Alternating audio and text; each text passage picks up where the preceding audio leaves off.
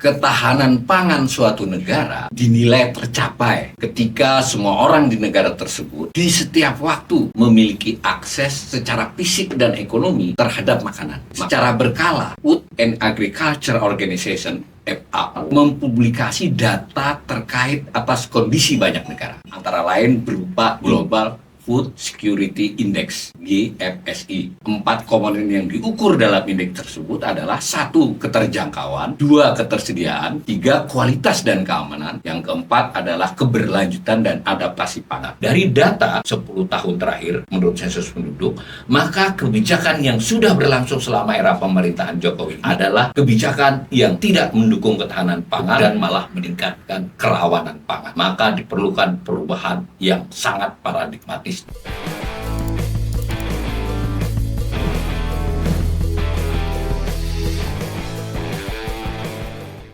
Ketahanan pangan suatu negara dinilai tercapai ketika semua orang di negara tersebut di setiap waktu memiliki akses secara fisik dan ekonomi terhadap makanan. Makanan dimaksud bersifat mencukupi, aman, dan bergizi untuk memenuhi kebutuhan hidup aktif dan sehat.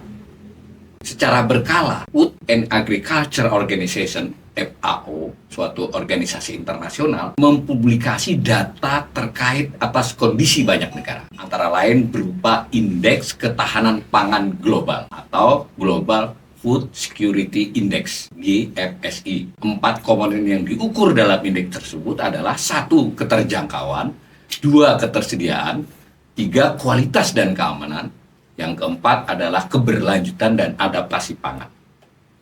Nah, data terkini GFSI Indonesia tercatat sebesar 60,20 pada tahun 2022 dari skala 0 sampai dengan 100. Skornya di bawah rata-rata global. Hanya peringkat ke-63 dari 113 negara. Bahkan hanya peringkat keempat di ASEAN. Pada era pemerintahan Jokowi yang pertama, memang sempat meningkat hingga mencapai 63,60 pada tahun 2018. Akibatnya, RPJMN periode keduanya 2020 sampai 2024 secara optimis menargetkan skornya menjadi 95,20 pada tahun 2024. Ternyata skor GFSI justru cenderung menurun sejak tahun 2019. Dan dengan demikian target 95,20 tidak mungkin tercapai. Pada tahun 2022 tadi adalah 60,20. Mari kita lihat grafiknya. Dari grafik ini terlihat bahwa pemerintahan awal Jokowi yang hijau ini, GFSI Indonesia, sempat meningkat, bahkan pada tahun 2018 melampaui rata-rata dunia. Kemudian turun, sekarang kita di bawah GFSI global dari rata-rata 113 negara. Nah, tadi sudah kita katakan ada 4 komponen, yaitu keterjangkauan, ketersediaan, kualitas dan keamanan, kemudian keberlanjutan dan adaptasi. Dari angka-angka selama 4 tahun terakhir, itu tampak bahwa hanya aspek keterjangkauan yang cukup tinggi, mencapai 81,4. Tapi kita harus ingat, dalam aspek keterjangkauan itu artinya ada aspek impor, ada aspek distribusi cukup bagus antar wilayah Indonesia. Namun, dari sisi ketersediaan, itu justru mengalami kemerosotan yang cukup signifikan.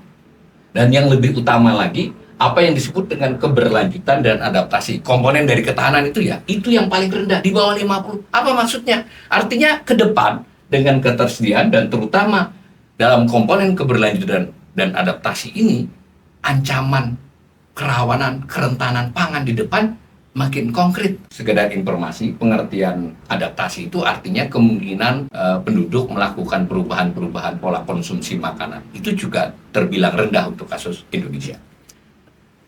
BPS melakukan perhitungan yang disebut dengan indeks ketahanan pangan. Berdasar data Susenas, itu tampak ketahanan pangan antar wilayah kabupaten kota di Indonesia itu luar biasa timpang. Ada beberapa kabupaten kota yang terbilang sangat tinggi dari skala sampai 100. Misalnya Gianyar ya, dari Provinsi Bali itu mencapai 88. Kota Denpasar, Badung nih semuanya Bali. Sleman 72. Tetapi pada saat bersamaan kita menyaksikan kondisi yang sangat-sangat memprihatinkan pada beberapa kabupaten kota. Ya. Bayangkan, Puncak, kemudian Lani Jaya, ini semua di Papua, Papua Barat, kemudian Mamberamo Tengah, itu 2,70 dari skala 100. Kita tidak bisa membayangkan indikator itu. Dan sebagian besar memang kabupaten kota justru di bawah rata-rata nasional. Nah, itu ya. Lalu kemudian ada aspek lain di mana ternyata rumah tangga rawan pangan itu banyak di perdesaan dibandingkan perkotaan. Ini kan cukup ironis ya. Bagaimana mungkin kerawanan pangan itu, kerawanan pangan ada definisinya ya dari BPS. Jadi ada definisi ketahanan pangan, ada kerawanan pangan, ada ukurannya. Ini saya kutip sepenuhnya dari gambar BPS, bukan saya yang ngolah BPS ya. Itu terlihat bahwa persentasi rumah tangga rawan pangan di kota dengan di desa lebih tinggi di desa. Nah, ini terkonfirmasi juga dengan aspek yang relevan, bahwa di luar dugaan banyak orang mungkin, persentasi penduduk miskin yang terbesar itu adalah pada rumah tangga yang dikepalai oleh petani. Bahkan porsinya lebih besar dari yang menganggur. Menganggur itu tidak berarti miskin, karena ada orang-orang yang menganggur memiliki aset dan memiliki tabungan. Nah, faktanya adalah menurut data 2022 yang kepala rumah tangganya, jadi dari sekitar waktu data tahun 2022 ini, penduduk miskin di kisaran 27 juta, itu separohnya, hampir separohnya, itu adalah berkepala rumah tangga petani. Sementara yang tidak bekerja, pengangguran hanya 22,42%. Jadi ini kan sungguh ironi. Kemudian ditunjang lagi oleh data lain. Tadi kita sudah mengatakan rumah tangga yang perdesaan itu lebih rentan pangan atau rawan pangan. Rentan itu posisinya lebih tinggi sedikit dari rawan. Tadi data rawan ya, dari sangat rentan itu. Ini terlihat bahwa rumah tangga itu bisa dibagi dua. Rumah tangga pertanian artinya kepala rumah tangganya bekerja di sektor pertanian. Lalu rumah tangga non pertanian itu kepala rumah tangganya bekerja di sektor non pertanian. Terkait dengan pangan, ini sungguh-sungguh ironis terjadi.